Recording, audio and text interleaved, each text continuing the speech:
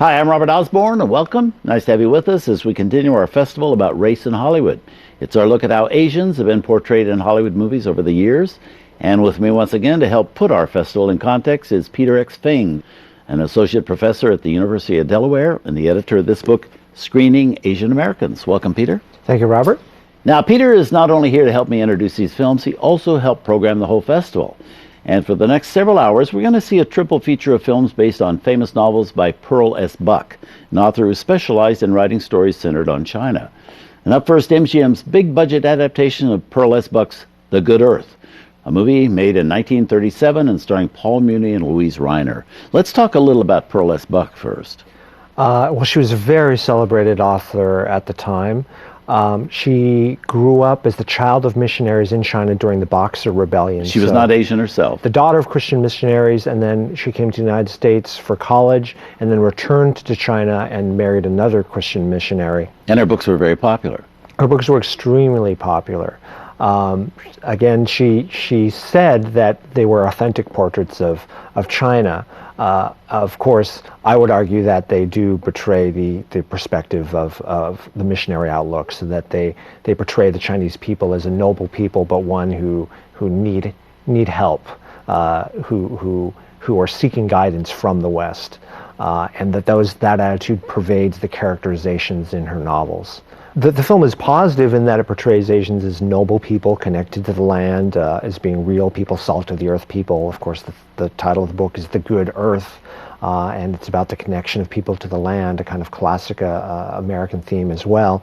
But I think the film does portray them, Chinese people, as being a little backward.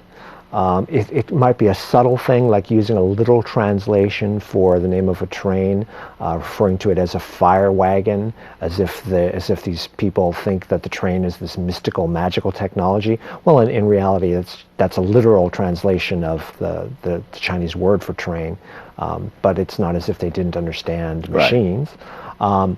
So to me, it's one of the things that is that Buck probably saw as lending a certain air of authenticity to the film, and it certainly does do so, but it also makes the Chinese seem a little bit infantile, a little bit superstitious and backward. Now, this was a major MGM production, and we talked about earlier, before this, about Anna May Wong certainly wanted to play the lead in this, right? She campaigned hard for this role. I mean, I think she saw the writing on the wall. It was a hugely popular book. MGM was putting a lot of money into it.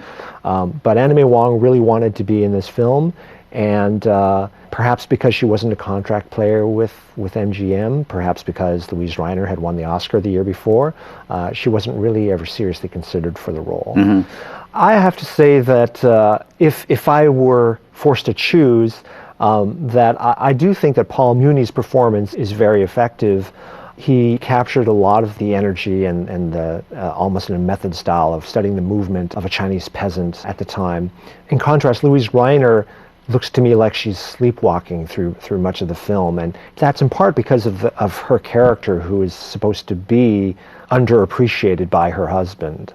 So again, we have this problem of the reach of these representations. Are there women who are underappreciated by their husbands and are submissive to them? Of course there are. Are all Chinese women like that? Of course not. But when there's one film, which is such an important film, which is seen by so many people, that has that representation, it has disproportionate impact. Right. Let's have a look at the movie. It's quite a picture. Directed by Sidney Franklin, the movie which won Luise an Oscar as the Best Actress in 1937. Here's The Good Earth.